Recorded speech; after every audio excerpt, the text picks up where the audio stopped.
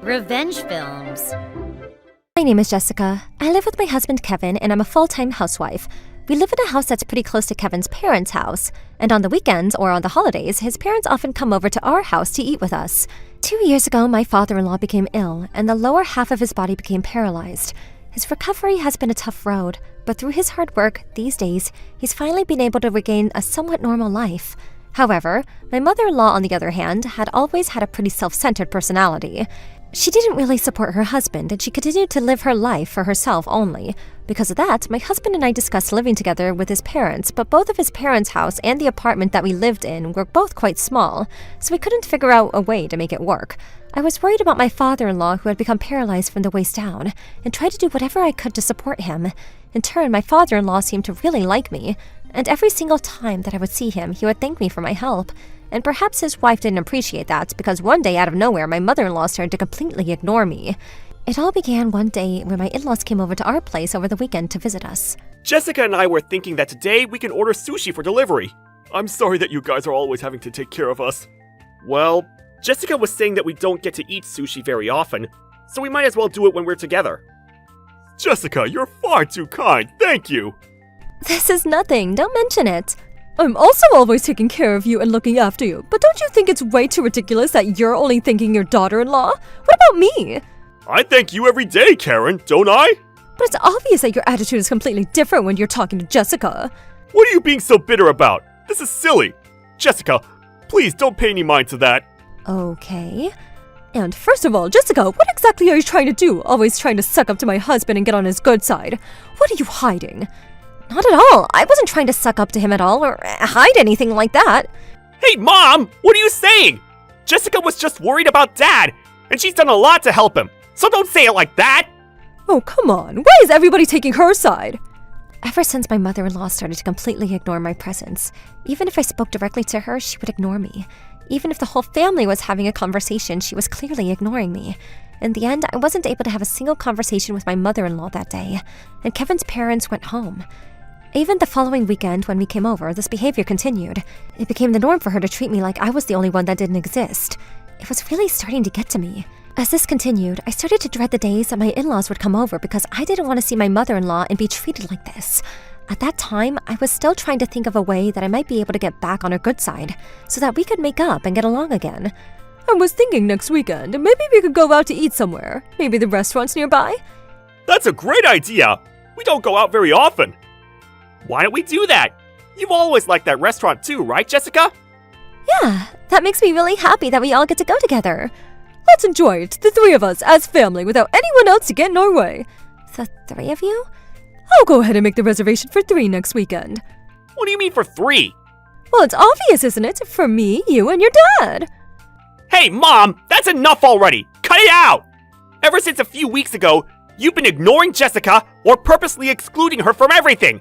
What are you trying to do? That's right. We've all noticed, and it's immature. I don't know what you're talking about. I'm not ignoring her. I just made a mistake and counted the wrong number of people, that's all. My husband and his father saw right through her, and even though they tried to lecture her, my mother-in-law kept playing dumb and refused to acknowledge it. Even though they both tried to talk to her, it would all go in one ear and out the other. And even after that, she continued to turn her back to me. That was when my husband and his father came up with an idea. They said that the next time they come over, we would all ignore my mother-in-law instead, and so the next weekend, when my in-laws came over to our house, we decided to put our plan into action and everybody ignored Kevin's mother. I brought some gifts today! Jessica, you love cream puffs, don't you? I love them, thank you so much. Wow, looks delicious. The 3 of us can enjoy them. Let me go pour some tea. I came back with only 3 cups of tea for everybody except my mother-in-law. When she saw that, her face went sour, and then as we started to have a conversation, every single time she would join, the 3 of us would completely ignore her and continued on like she didn't exist. Perhaps my mother-in-law realized that she was being ignored, and on a very rare occasion, for the first time in weeks, she spoke to me. However, I did exactly what she had been doing to me all this time, and I continued to ignore her entirely. But then suddenly, my mother-in-law started crying. This is awful! Are you all enjoying this that much? Bullying me? My goodness. Now do you finally understand how Jessica felt? Miss Karen, you were always doing the exact same thing to me for weeks now. What is this, revenge? Whatever, I've had enough. I'm leaving. My mother-in-law threw a tantrum, and with tears in her eyes, she stormed out of the door. My father-in-law, husband, and myself were left in the living room, and we were sure that with this, she got a taste of her own medicine. My father-in-law promised us that when he went home that day, he was going to speak to his wife and make sure that she understands what she had been doing, and that she apologizes. However, we got a phone call from him later that night, and according to him, his wife never acknowledged that she was ignoring me.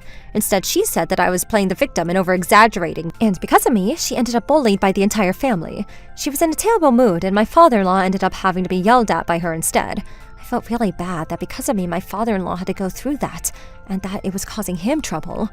Not only that, but apparently my mother-in-law was now angry that because of me, she and her husband weren't getting along anymore. And I started to get a barrage of angry messages from her. "Because of you, my family is falling apart, and my life is a disaster. Even if you try to apologize, I'll never forgive you." When I received these messages, I showed them straight to my husband. He told me that I can ignore them, so I decided to just leave them on read and not respond. Even though I was completely ignoring every message regardless of that, I received multiple messages from my mother-in-law every single day. And then a few days later, one day, as I was continuing to ignore the messages from my mother-in-law, I felt a lot less stressed because I didn't have to deal with it, and I could feel the weight of my shoulders getting lighter and lighter. That being said, I did think that someday we'd need to properly talk about it so that we can make up and the family could all get along again. Just as I was thinking that, somebody rang the doorbell and then continued to ring it incessantly. I was wondering who on earth it could be. When I looked at the security monitor screen, my mother-in-law was glaring directly into the camera lens. Because her anger had clearly not subsided, I didn't want to see her at all, so I ignored it. But then I heard a booming voice yelling in the hallway outside of my door. "Open up, Jessica! How long are you planning on ignoring me? I gave birth to your husband, you know, you ungrateful brat!" "Miss Karen, please stop. You're gonna disturb the neighbors, so please." "I'm not going to leave until you apologize. I can't believe you would belittle your own mother-in-law like this. I'm never going to forgive you." This was getting out of hand and I was starting to get scared, so I called my husband and I let him hear his mother's yelling voice through the phone. Kevin said that he would wrap up his work and run over as fast as he could. For a moment I was relieved, but then it suddenly went silent outside the door. I thought that maybe she gave up and went home. But when I cracked the door open, I saw smoke coming from the ground. When I followed the smoke with my eyes, what, a fire? To my disbelief, my mother-in-law had lit a match and thrown the match and fire onto our mailbox. All of the mail in there caught on fire, and there was a huge flame spreading in the front of my front door. Even I wanted to run away because there was a massive fire spreading right in front of the door. I wasn't able to get through the fire to escape. In a panic, I grabbed the hose from inside the house and began to throw the water on it. Seeing the blazing fire right in front of my eyes, I was filled with fear, but my shaking hands desperately tried to put out the fire. Eventually, the fire started going down, and at the bottom of it was my postbox completely burnt to the crisp. I couldn't stand up and remained on the ground in the hallway when my husband came home and ran over to me, his face completely pale. In the end, it actually became a pretty big deal, and the fire department came rushing over with firefighters and the police. When my husband found out, he was furious with his mother. The fire department and the police asked us what happened. Neither my husband nor I hid anything, and we told the police everything without missing a detail. My mother-in-law was arrested and she was put under investigation. In the beginning, she insisted that she didn't know what this was about. But after an intense questioning from the police, in the end, my mother-in-law gave in and she was arrested for arson. Lighting fire to a house when people were inside made the crime even more severe, and my mother-in-law was sentenced to prison. The life behind bars was all that was waiting for her. When my father-in-law heard about all this, he was so devastated by the shock that he couldn't get out of bed for a couple of days. And then when he finally was able to regain his composure, that incident made him terrified of his wife, and he decided to get a divorce. My husband and I talked about it, and it was an easy decision. We decided to welcome Kevin's father to live with us and to support all of his medical needs. I later found out that Kevin was practically raised by his father, who was always kind and affectionate with Kevin. However, on the other hand, his mother never showed any kind of affection towards him, nor did she do anything for him throughout his childhood.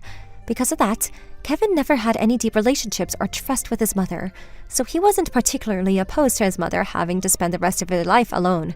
Kevin's father put their house up for sale, and the three of us moved into a spacious apartment together. In our new home, the three of us were able to get along really well, just like we did before. After Kevin's father moved in with us, little by little, he started to regain his energy, and it didn't take long for him to get back into a positive and kind father-in-law that I always knew. As for my mother-in-law, she sent many letters of apology from me to prison. However, I wasn't able to easily forget the fear when she nearly set the house on fire, and even though I read her letters, I couldn't bring myself to forgive her. My husband agreed with this, and we never saw her again. Once she was released from prison, Karen had nowhere to go home to, and I heard that she ended up living all on her own in an elderly home. As for the three of us, we were going to continue living happily together as a family.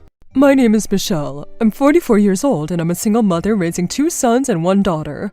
My job is a YouTuber. It took some time, but recently I've been starting to get more subscribers and my family is able to have a steady life. My ex-husband Kevin and I got a divorce about 2 years ago. As much as I would like to say that it was an amicable split, it wasn't at all. I suffered and went through the worst time of my life and I wanted to tell my story. At this time of the divorce, I was a full-time housewife and Kevin and I were about to celebrate our 20th wedding anniversary. We met through a mutual friend in college and after we dated for about 6 months, Kevin proposed to me. Our relationship moved quickly and soon after we got married, Kevin was 5 years older than me and especially at that time, he seemed like a reliable person I was happy to be with. I have always had an introverted personality and had a tendency to keep to myself. I was also really indecisive and never the type to take the first step. Kevin was the opposite of me, and because he was like that, he'd take the lead. I thought he was a perfect match for me. However, we welcomed our first son soon after we got married, and right around that time was when Kevin started to change. Little by little, he started to emotionally abuse me and harass me. He would make fun of me or belittle me, and he was always bashing me. To make matters worse, he seemed to enjoy it. Sometimes he would say that the food that I cooked tasted terrible and refused to touch it, or he wouldn't even come home for meals. As time went on, I discovered that he was having an affair, and that's why we got a divorce at that time.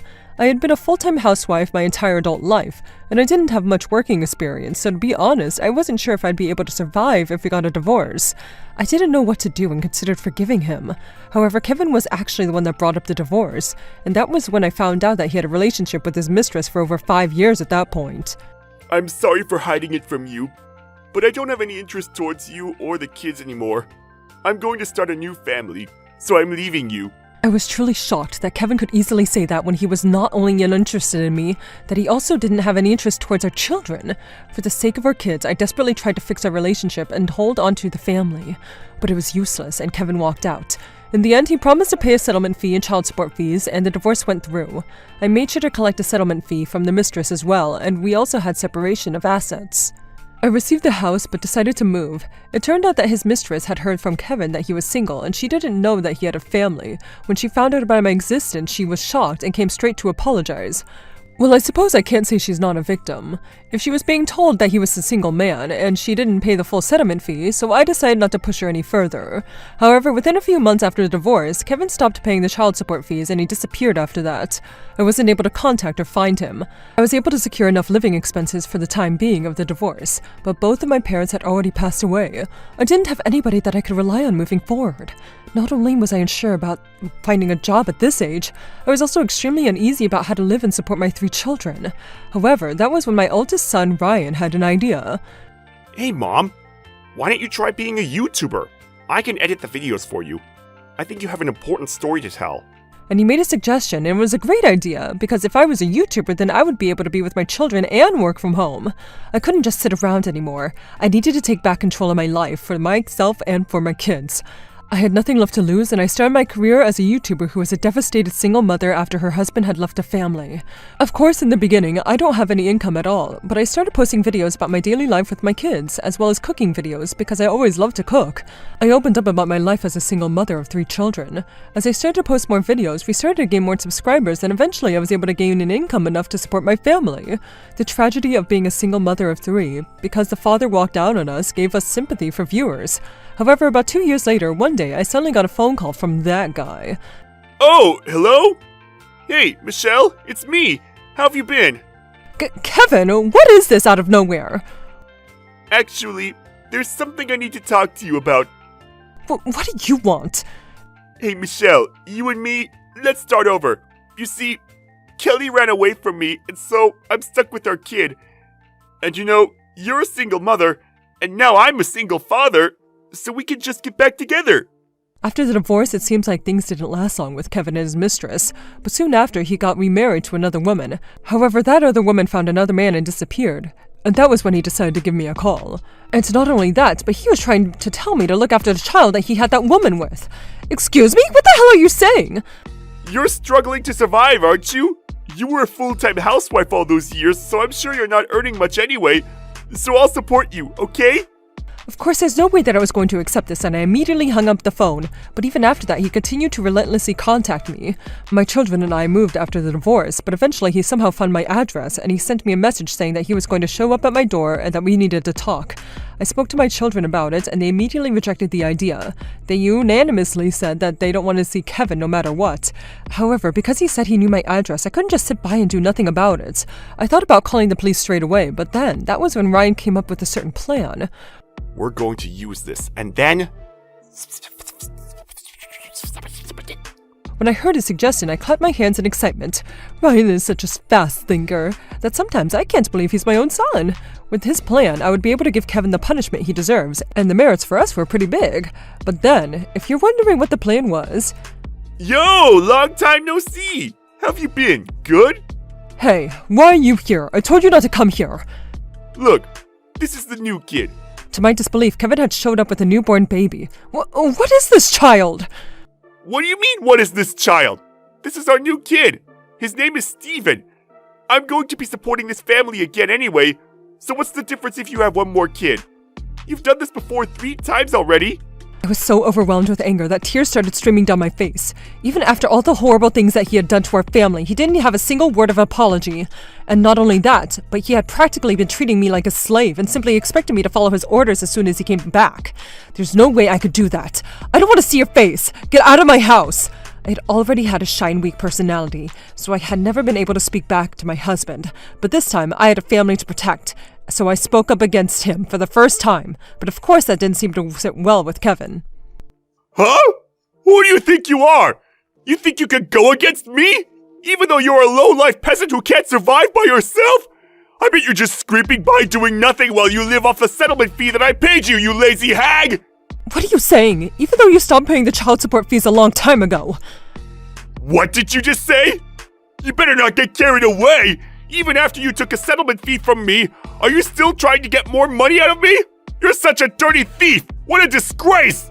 That's awful! How could you say those things? That's right. That crying face looks good on you. There you go. Keep crying. Come on. Go on. Keep crying. That's it. Kevin seemed to think that he won when he saw me crying, and just like he used to, he started emotionally abuse me and enjoying berating me. However, that was when Ryan's voice cut in. And cut! Mom, that was your best acting yet. I got some great shots here. Huh? What's going on here? Phew, thanks for your help, Ryan. Thanks to you. Kevin, I'm pretty sure that we just got some footage and I'll probably go viral. Huh? Viral? What are you talking about? You seem to not know this, but I'm actually a YouTuber right now, and unfortunately for you, this is how much income I'm getting from it. Recently, I started to make a lot of money with my channel, and my income was something that Kevin could never even dream of, and I quadrupled what he was making as a salary. Huh? No way! You're making this much?! Well then, that's that. We don't need you anymore. Not now or ever, so I'm gonna call the police now. You bastard! You set me up in a trap! You're gonna pay for this! Kevin lunged forward and tried to assault me, but at that moment Ryan stepped in and he threw Kevin to the ground. Ryan was actually part of the judo team in high school, and he was so strong that he had been chosen as state representative in national competitions. And then he grabbed Kevin, who was on the ground, and put him in a deadlock. Ah! Ouch! Let go of me! Stop that! Kevin was shocked as he lay there on the ground, and I left him there with his final words. You may be uninterested in this, but you know kids grow up really fast, and they're not the kids that you knew before. Ah, damn it! Ah! That hurts! Let me go! Not long after that, the police came running to our house, and Kevin was arrested. For the record, when I was crying earlier, that was just all an act for the sake of the video. A few days later, Ryan edited the footage and reposted it online. And it was a huge hit on social media. The video went viral and even on the news. On top of that, I later found out that Kevin had lied about his new wife leaving him. It turned out that the baby's name was Stefan. Kevin had taken out of her hands and he was running away from her.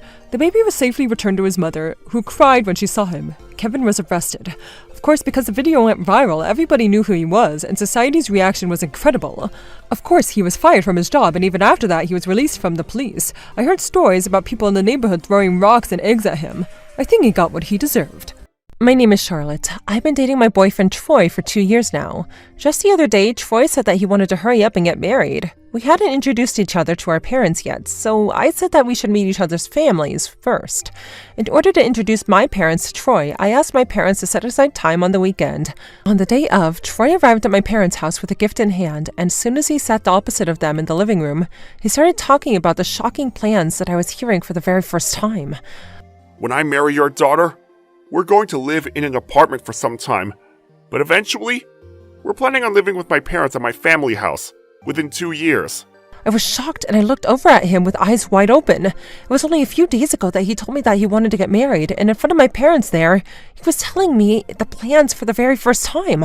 I couldn't believe that he was talking to my parents about this, though it was something that we had decided together. He continued to talk and couldn't even look my parents as I stared off at him in disbelief. But then, without knowing anything, my mother chimed in. If you're going to be living with them eventually anyway, why don't you start living with them from the beginning? When she said that, Troy started nodding his head and had a huge smile across his face. Without my approval, the conversation only continued and the plans were moving forward. I couldn't just sit there any longer. Troy, what are you talking about? I haven't heard any of this. And Mom, please don't get on board and say such things like that. I don't want to live with his parents. We haven't spoken about this. I panicked to try to speak up, but Troy half laughed as he tried to calm me down. But then my mom turned to me and looked at me as though she had to ask, "Hadn't you two talked about this already?" And she was confused. And then my father spoke up. Are you so tight on money right now that you have to live with his parents? He sounded concerned, and the situation turned to even more chaos. In the end, the day ended in disaster, and we left my parents' house. I couldn't just believe that Troy was going to try to force me to live with his parents in a surprise attack. And as soon as we left my parents' house, I confronted him about it. But Troy seemed unbothered, and he answered me saying that we were going to live with his parents eventually anyway. That's why he didn't feel like the need to bring it up before. But of course that's not the case. In this world, why would somebody want to live with their husband's parents in their family home right after they got married? I know that there are countless couples in the world who got into arguments about this, and it's a serious conversation that needs to be in between husband and wife. And yet Troy seemed to think that this was a given, and I was shocked at how inconsiderate and selfish he was.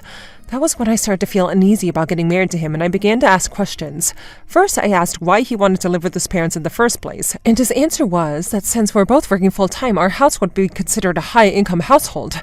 Therefore, by living with his parents, we'd be able to financially take care of his parents and support them. I could understand if the situation was that they weren't making enough money, that we were going to live with his parents, or if we wanted to save money so we could purchase an apartment or a house for ourselves. Then I could accept living with them for a short period of time.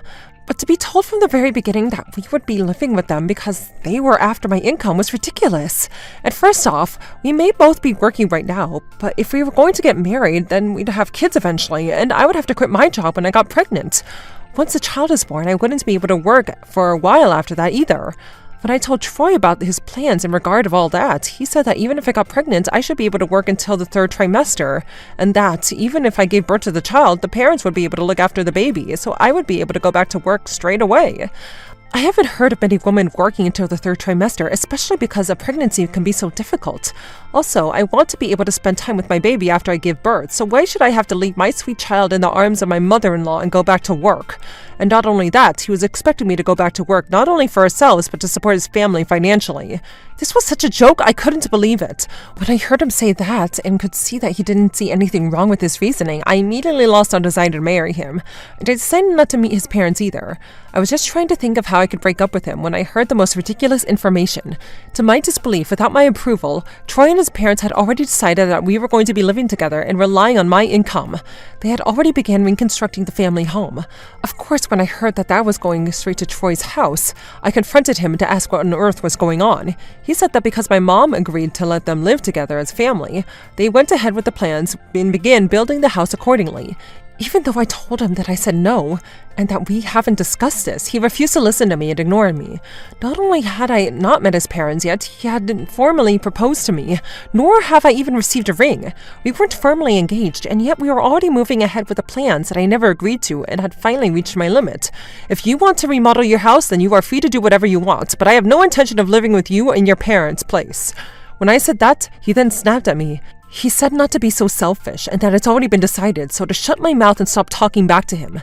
In this situation, I'm sorry, but there's no way that I wanted to get married to you. First of all, we are still at the stages of introducing each other to our parents. We're not even engaged yet, and we're already moving ahead with these plans that we never talked about. What makes you think that I'd be happy about that? I'm sorry, but I want to break up. I don't have any confidence in the future with you anymore.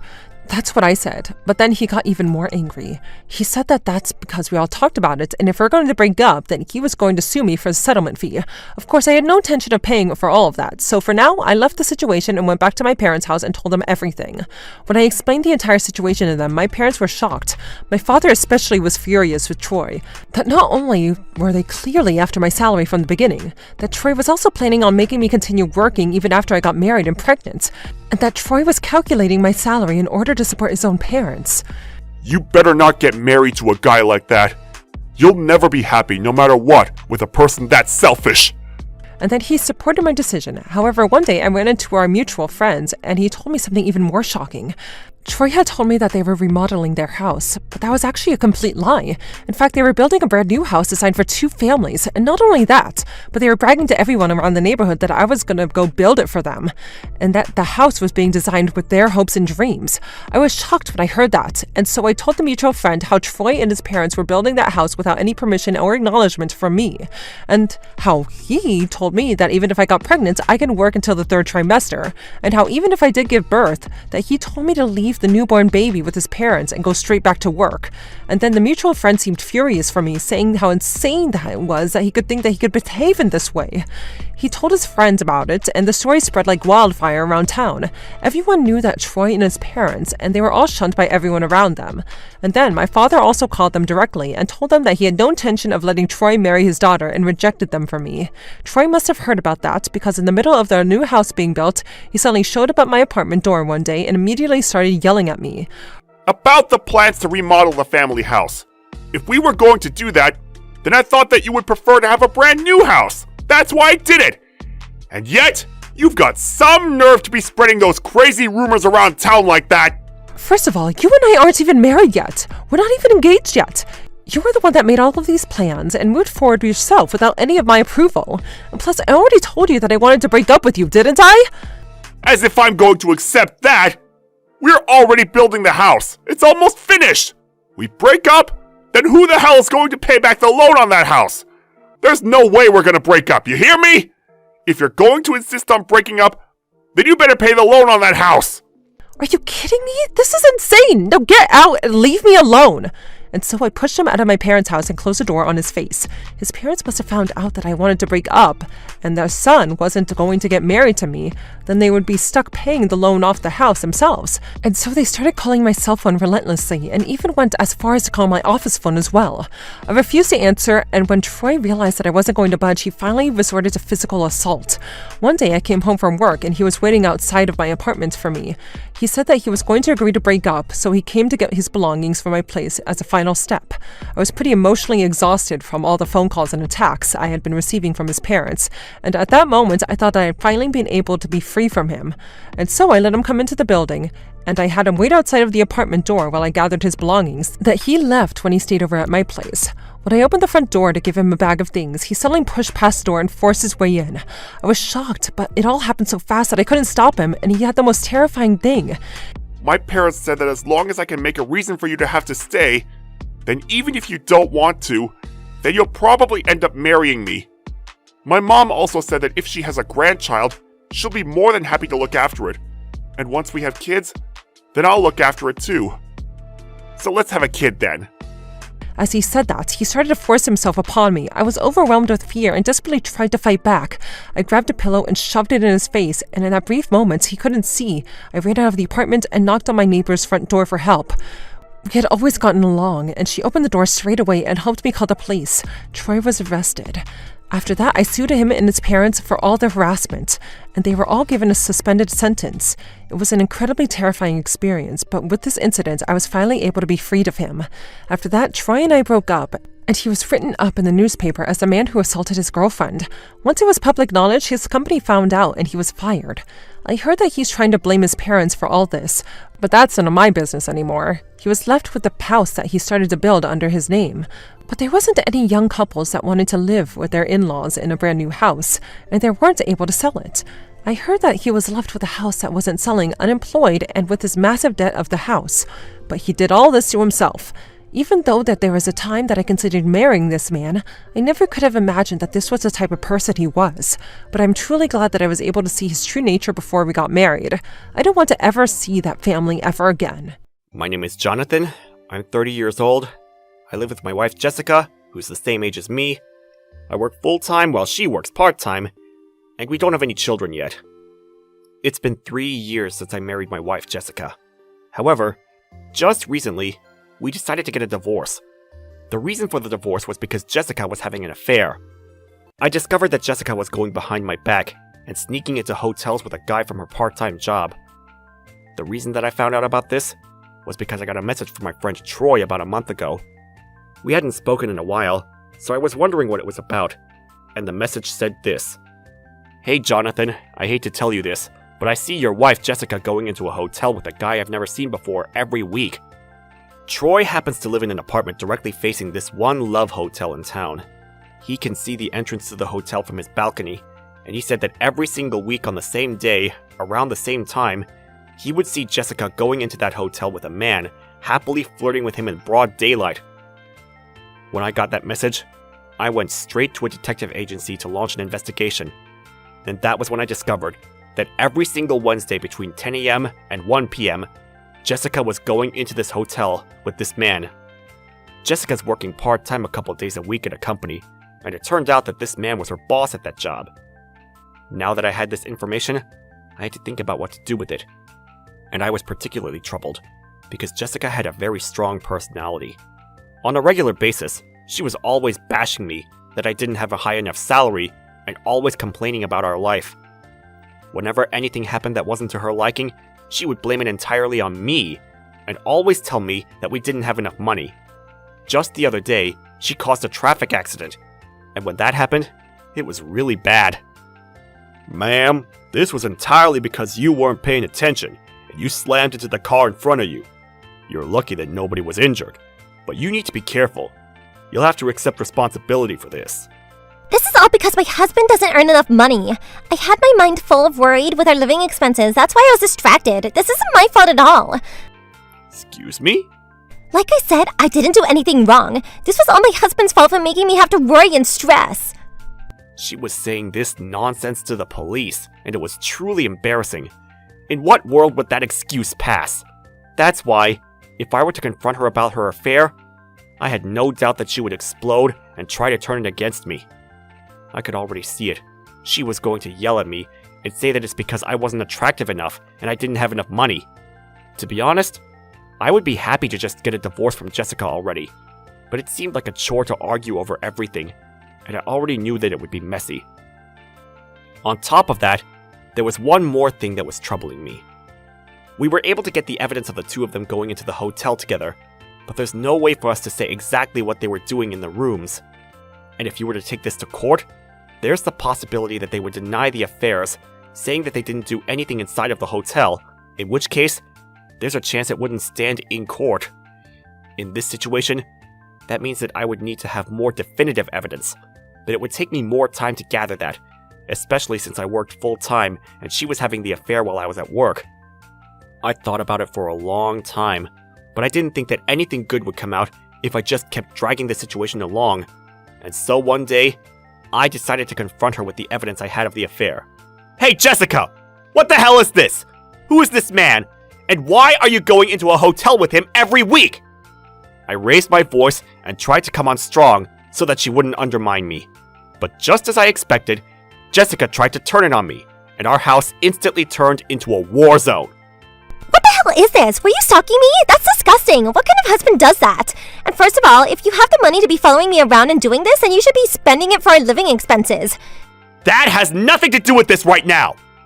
Excuse me? Yeah, it does. Do you realize the reason why I cheated on you is your fault? Because you don't earn enough money, and I'm constantly stressed about our living expenses. That's why this happened. If you take this to court, I'm definitely gonna win because of all of the emotional distress that you caused me.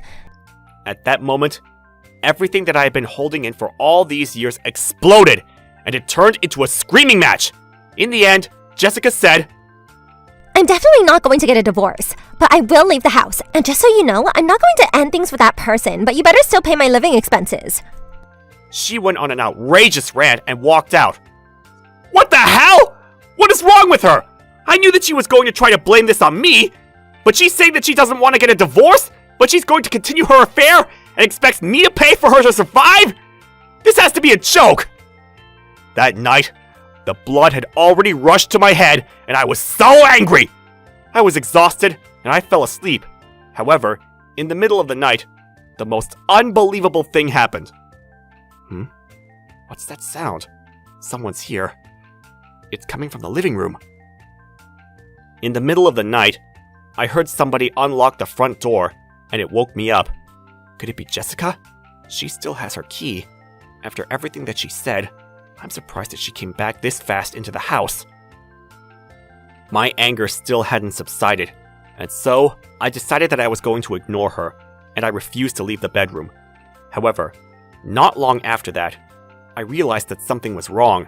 From the living room, I could hear a voice. A low voice that definitely belonged to a man. It definitely wasn't a sound coming from the television or anything like that. It sounded like somebody was definitely there in person. Wait a minute. Could it be a thief? Now that I think about it, I didn't even confirm whether it was Jessica or not that came into the house.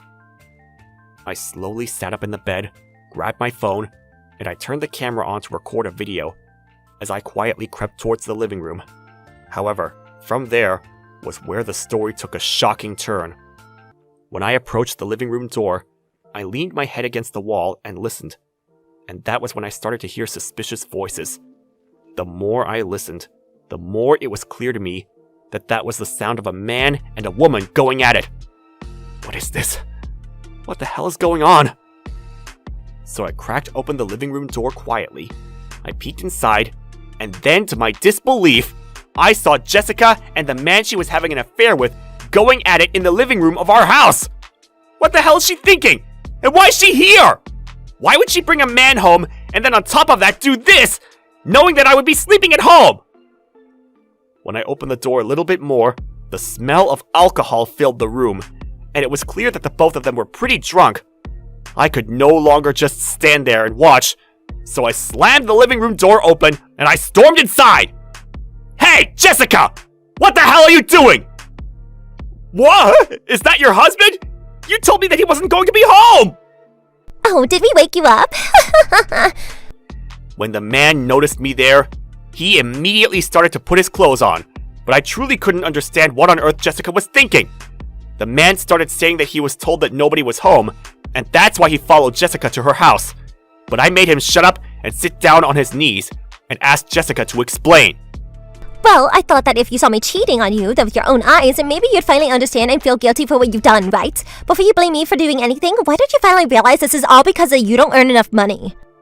When she said that, I confirmed that Jessica knew exactly what she was doing, and that this was all intentional. Perhaps she wanted to purposely torture me, or she was just throwing a tantrum because I wanted to divorce her. Or she just wanted to prove to me that even if we broke up, she already had another man. I didn't know what her intention was, but at the very least, I knew that she did this on purpose, and that she wasn't going to budge on her stance that this is all my fault until the very end. At this point, I had had enough, and so I picked up the phone and I called Jessica's parents, and I had them come over to our house. You? What have you done? Like I said, this guy doesn't earn enough money, so I was completely emotionally distressed, so this is all his fault. You should be mad at him. What kind of outrageous nonsense is that? Jessica, what's wrong with you? That was when I took the opportunity to tell them that I wanted to get a divorce. And then, I showed her parents all of the evidence of the cheating and the emotional abuse that Jessica had been doing until now. I can't believe you're doing this all. You need to apologize immediately. Do you have any idea how difficult it is to work hard and to earn money when Jonathan has been supporting you all this time? But I'm working. It's the same thing. You're only working part-time, and not only that, but you're only earning about $300 a month. How can you say it's the same thing? Jessica's father then grabbed her by the arm, and he forced her to get down on her knees and assume an apology. Then I turned to the man who had been sitting there in silence. You You're Mr. Smith from 00 Trading Company, aren't you? You're married with a child. Your daughter's 5 years old. Her name is Michelle. And your wife's name is Melissa. And your address is... What? How did you know all of that? Of course, I've already looked into you and your background. I'm going to be suing you. I hope you're ready. I was fooled by that woman! She told me that her husband was useless and poor and that she was under a lot of stress, and then she invited me to the hotel? Excuse me?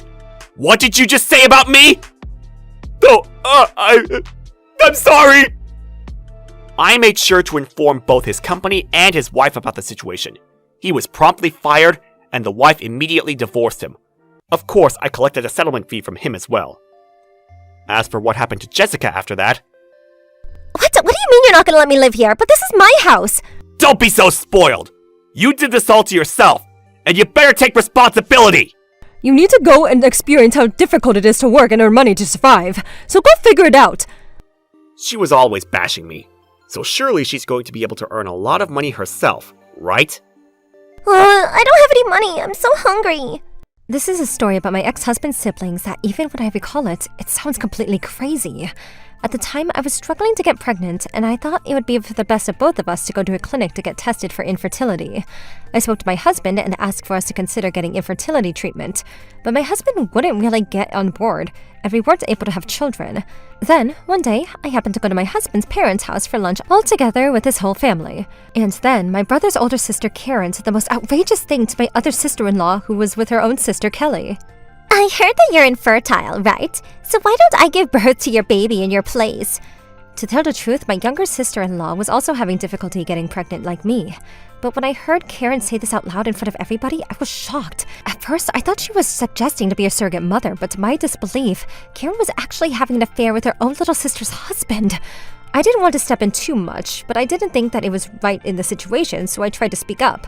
But Karen instead snapped at me. She said that, since I don't have any sisters, I couldn't possibly understand what sisterly love is. I looked over at Kelly, wondering how she might have felt about it, and it seemed like she had mixed feelings.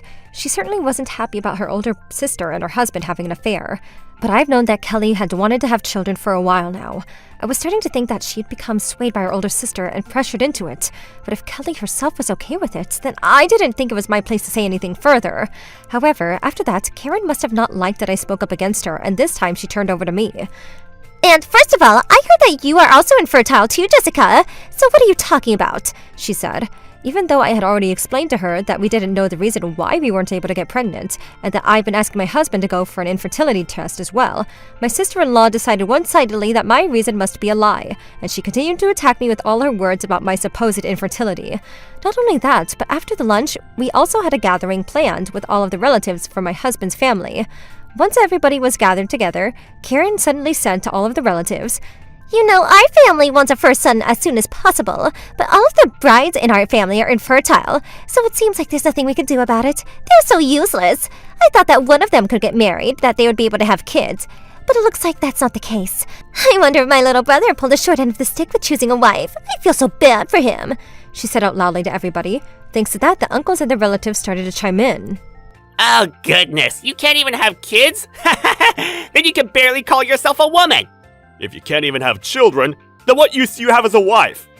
They started to say. Perhaps my husband also didn't want everyone to find out the reason behind the infertility could potentially live with him, so he spoke up as if he was trying to cover for himself. I know, right? Goodness, I should have chosen more carefully when I had the chance. That was his response, and I heard something snap inside of me. That was the moment I decided that I was going to divorce my husband, and ultimately, I decided to get revenge on him. The reason why all the relatives were together was because that weekend my husband's cousin was going to get married. Of course, my husband and I are going to attend. In the dressing room, I was making small talk with some of the bride's friends, and I nonchalantly mentioned this. You know, this family really treasures their family and relatives. Can you believe this? My sister-in-law says that she's going to risk her own body for the sake of her own sister. It really is amazing! And they themselves call it true sisterly love. When I said that, the friends seemed confused and they asked me to explain the situation. So I didn't hold back and I exposed everything to them. How Karen was having an affair with her own little sister's husband, and that because Kelly was infertile, Karen said that she would get pregnant on her behalf of her little sister. On top of that, I said, actually, I am also in the middle of an infertility treatment, but the doctor says that things seem perfectly normal with my body. I've been asking my husband multiple times to get tested at the clinic, but I guess perhaps I'm at a reverse to those things, and he refuses to go. And then, with tears in my eyes, I told him all of the terrible things that my relatives and my husband said to me at the family gathering the other day. And the bride's friends were shocked. Wait, what the heck is that? I can't believe it. Even though she's having an affair with her little sister's husband, and now that older sister is going to have a baby? That's completely disgusting. How is this acceptable? And also, I'm actually receiving infertility treatment as well, but that's something you definitely have to do together as a team with your husband, or else it doesn't work. Your husband should be helping you through it, but instead, I can't believe he took that side of everybody else and blamed you. He's the worst. The conversation started to get heated up, and after that, thanks to the bride's friends, this conversation spread immediately like wildfire throughout the entire venue. At the wedding, of course, all of the relatives from the family gathering were along with my sister-in-law and my husband. Throughout the venue, everybody was whispering about them. After that, my husband's cousins felt really uncomfortable, but I didn't feel bad about it at the time. And that's because the cousin also didn't hesitate to make fun of me. I don't want your infertility germs to be passed on to me like you and Kelly. Any woman who can't have children isn't a real woman. She was saying whatever she wanted to make fun of me, and I wanted to get back at her a little bit, so I had no regrets. After the wedding, I got home and my husband was furious. Why are you spreading such weird rumors to everybody? Do you have any idea how much you embarrassed me and my sister and all of our relatives? He started to yell at me, but to be honest, I had already expected this reaction from him, and I had prepared my response. But I didn't tell a single lie, did I?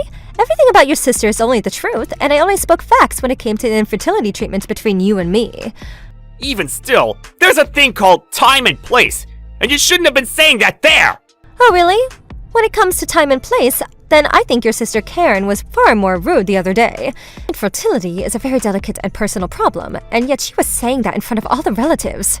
Not only that, but you joined in and you chose to make fun of me in front of them as well. And first of all, I've asked you to come to the clinic with me multiple times, and yet you refuse, so there's no lie in that. Shut up! Every single time, you have no intention to come in with me whatsoever.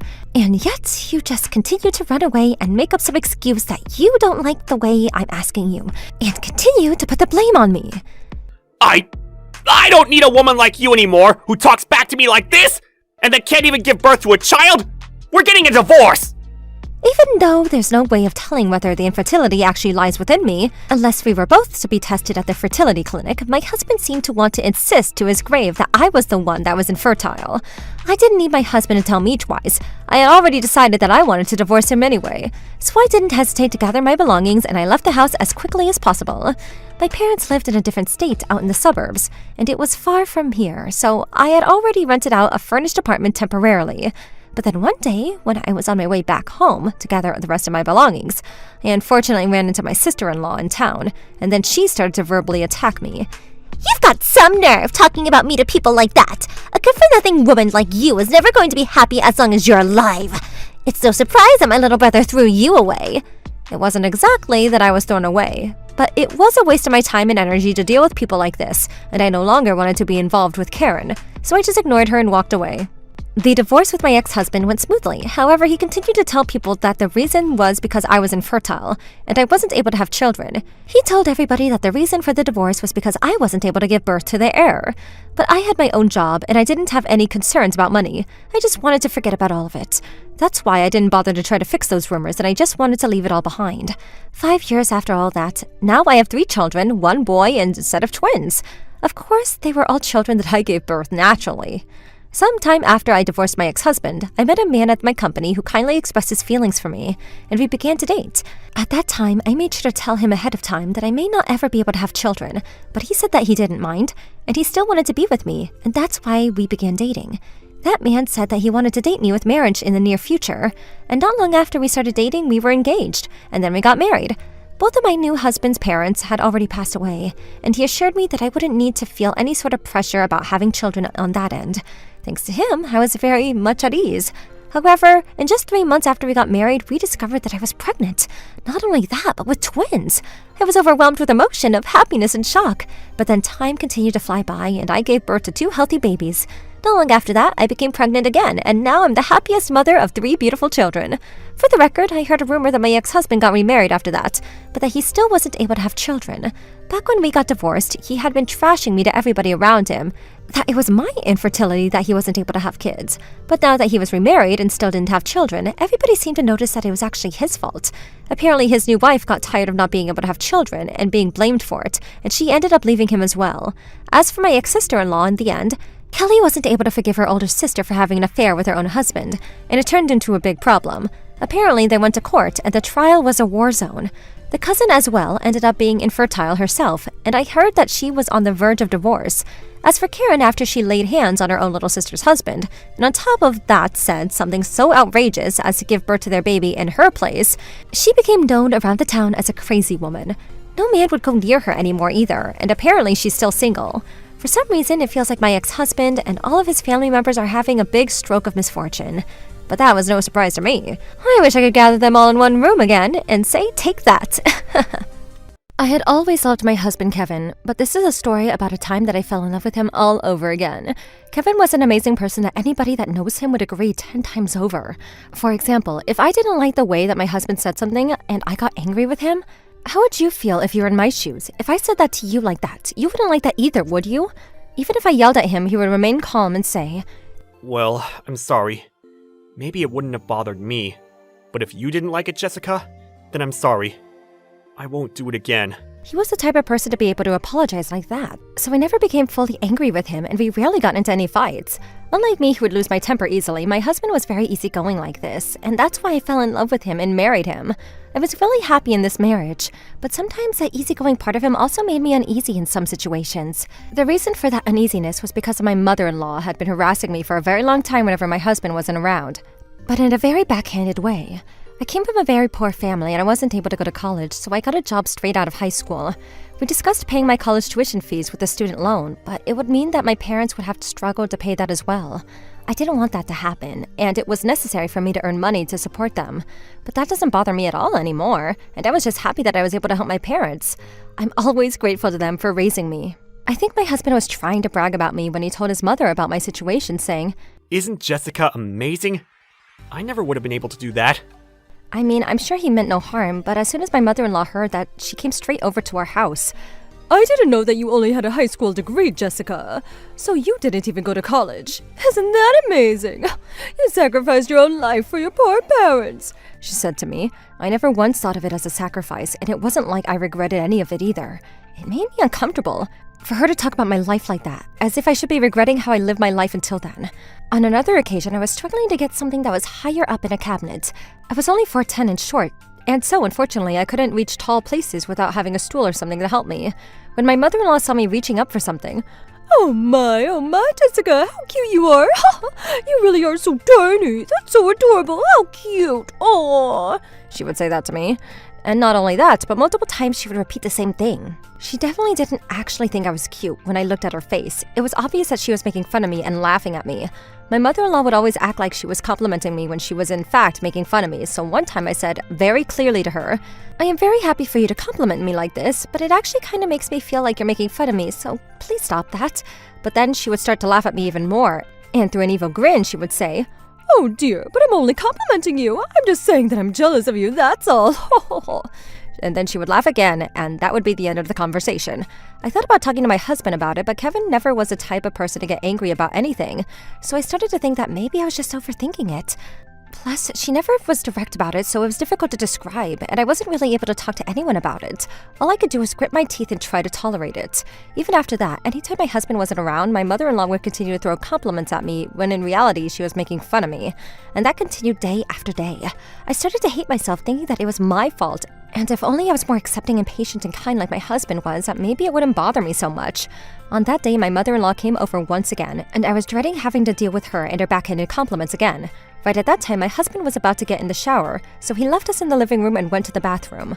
We started to eat dinner when my mother-in-law had a bite. She was overly complimenting it that it was delicious, but then said, If you can make such delicious meals like this, then you don't need my son, do you? She said. What did she mean? Then I don't need her son. I was confused thinking about it, but I replied, what are you saying? Kevin is a much better cook than I am, though. My strategy was to try complimenting my husband in return, but her only response was, but if you could cook this much, then you don't need him, do you? I was confused. Even after that, while masking them in compliments to me, it was as though my mother-in-law was trying to tell me to hurry up and get a divorce. She kept repeating that I don't need my husband over and over again. As I was listening to this endlessly, it felt like she was telling me that I was no match for my husband, that I was unworthy of him, and that I couldn't take it anymore. I just wanted her to stop because I had enough already, and I raised my voice. Please stop! Oh dear, but I was only complimenting how delicious your food was. What's the matter? She was grinning as she said that. And even after that, she continued to repeat that I don't need my husband, and I had reached my limit. Without thinking, I raised my voice again. Obviously, I need him. I need him. That's why I married him. And I love him. That's why I married him. This has nothing to do with cooking.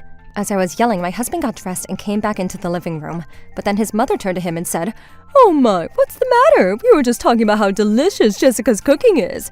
But then in a voice so deep that I had never heard before, my husband said, Yeah, I was listening. I heard it all. The whole conversation. Mom, do you have some kind of complaint against Jessica? He glared at his mother with extremely cold eyes. I had never seen it before, and his mother was thrown off by Kevin's sudden change of face. What? No, not at all. What are you saying? If you were listening, then you should have known that I was just complimenting her. I told you that I was listening the whole time, didn't I? You weren't complimenting Jessica at all. Whether Jessica could cook well or not, that doesn't even factor into whether I need her or not. That's not what I meant at all. I was only complimenting her, genuinely. But to me, it sounded like you had something against Jessica. If that wasn't your intention, then why didn't you stop even though Jessica asked you to stop multiple times? Because they were compliments. She would be happy to receive them. Those sure didn't sound like compliments to me, more like sarcasm. If someone asks you to stop something, then you should at least stop. You're an adult. You should know that, right? And plus, judging by that conversation, this isn't the first time you've done this, is it? Have you been saying things like this to Jessica all this time? Kevin cornered his mother, and she had nothing that she could say in response. She panicked and ran out of the house. Everything was happening so suddenly that all I could do was stand there in silence, and I watched this interaction between my husband and his mother. After that, my husband was back to his usual self, and he said he was going to get into the shower. I was still taken aback, and all I could say in response was, sure. I was still at a loss for words. After that, when my husband got out of the shower, he came back into the dining table to have dinner. I was finally able to speak. I was really happy about it, but I never thought that you would get angry like that, especially at your own mother. But then my husband seemed confused from the bottom of his heart. Why not? If it's about you, Jessica, of course I'd get angry. He said to me. At that moment, I was so overwhelmed with happiness that I felt like all of the harassment and awful things that my mother-in-law had said to me could all go flying out the window. After that, my husband said, Does this mean that things like this were happening on a daily basis until now? Behind my back? I definitely don't want that to be the case, so tell me everything. And I'm going to make sure that she definitely never says anything like that to you ever again. That's what he said to me, so I decided to open up and tell him everything. I also told him why I wasn't able to say anything until now, and why I was just holding it in myself. That's so silly. You don't need to worry about things like that. I'm the only one that can protect you in this case, Jessica, and I feel stupid for not knowing. I'm sorry, Jessica. When he said that to me, I felt like he completely healed my heart, and I truly believe from the bottom of my heart that I was glad to be with this person, that I was so lucky to be married to him.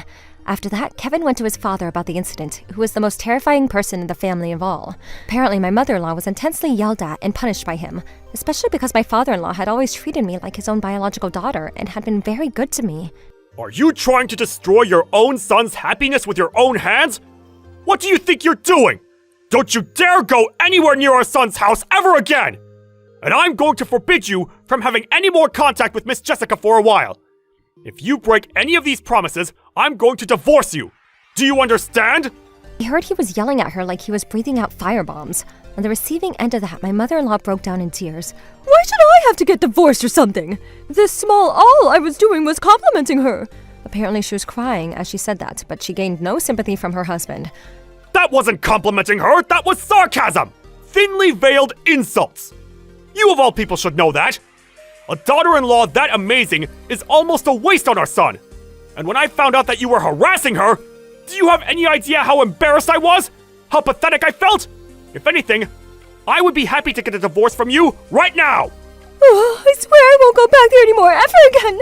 So please, forgive me. At least enough not to get a divorce. Apparently, she got down on her knees and apologized and begged.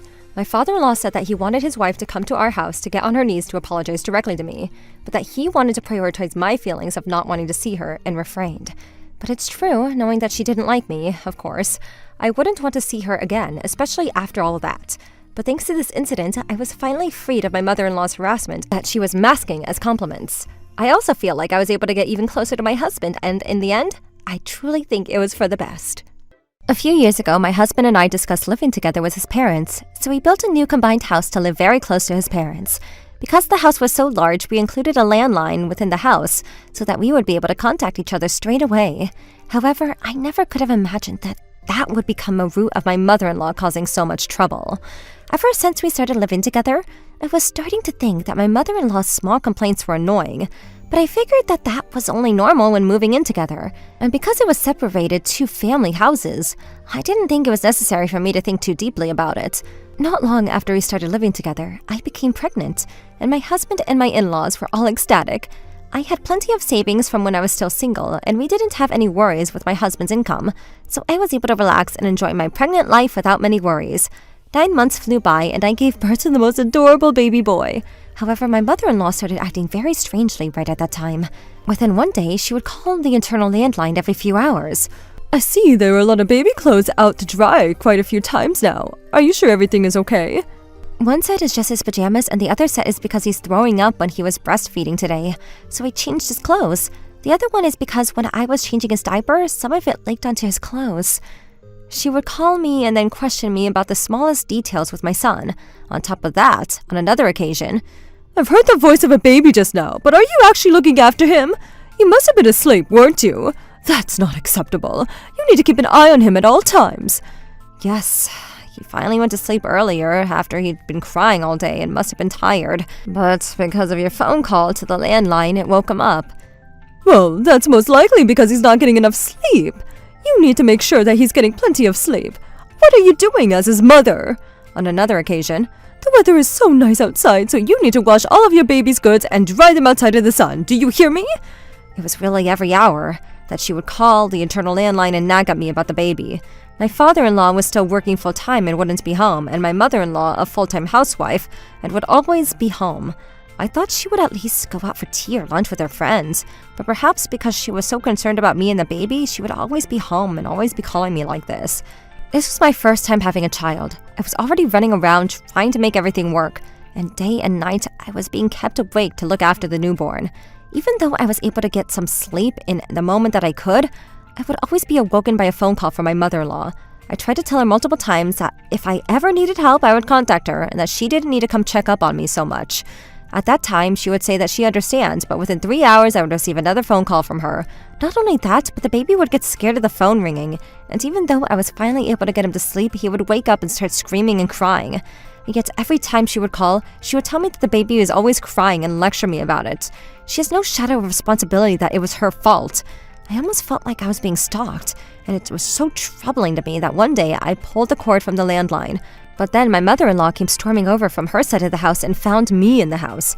Why can't I get through to you on the landline? There's no point in having the phone if I can't get through to you. What is this? If you unplug it, then obviously it's not going to go through. What are you thinking?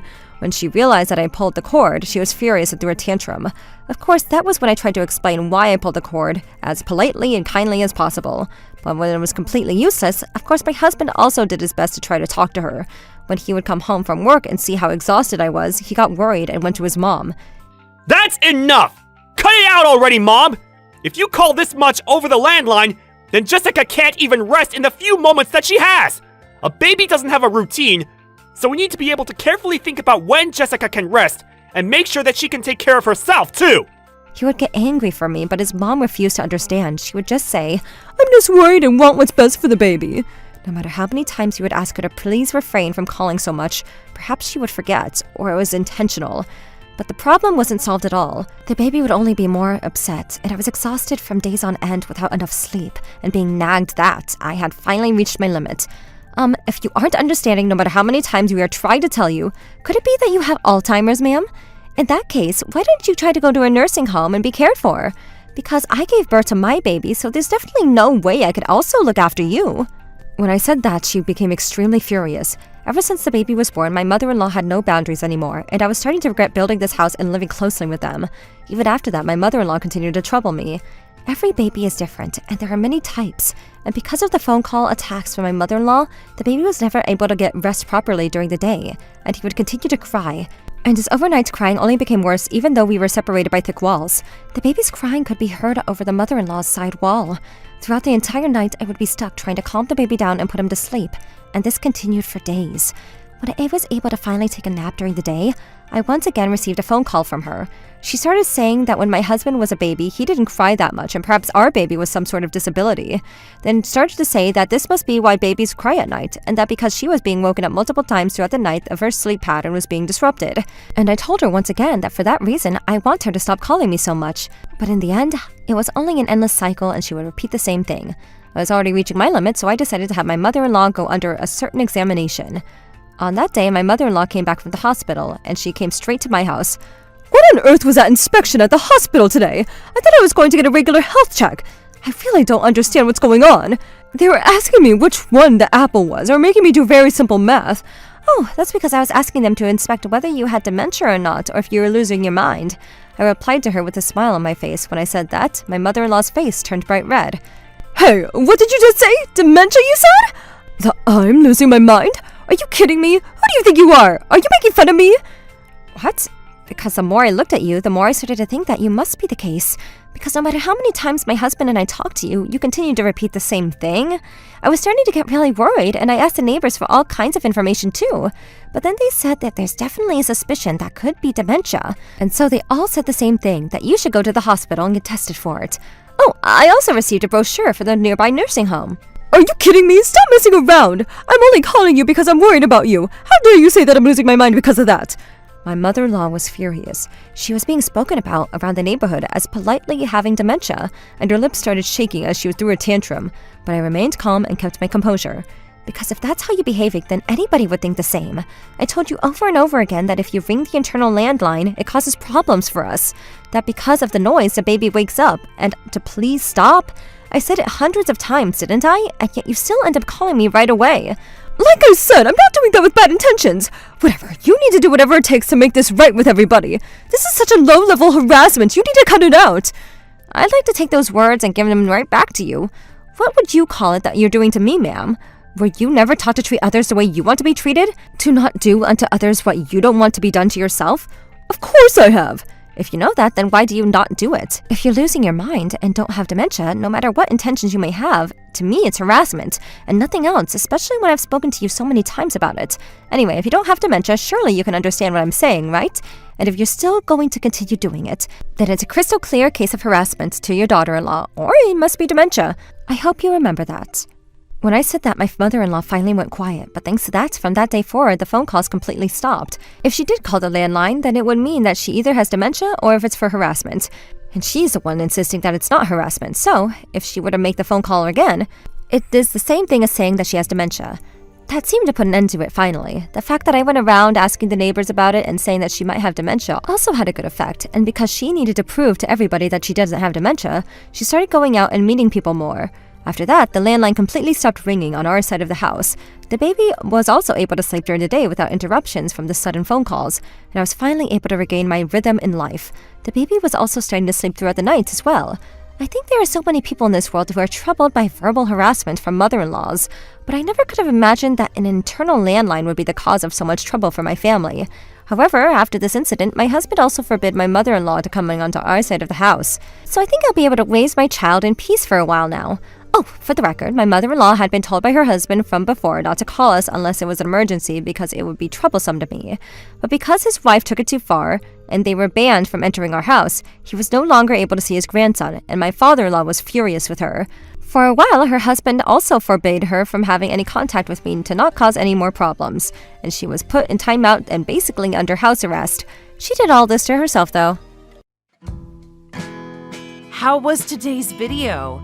If you enjoyed it, please subscribe, like, and leave a comment. Stay tuned for more.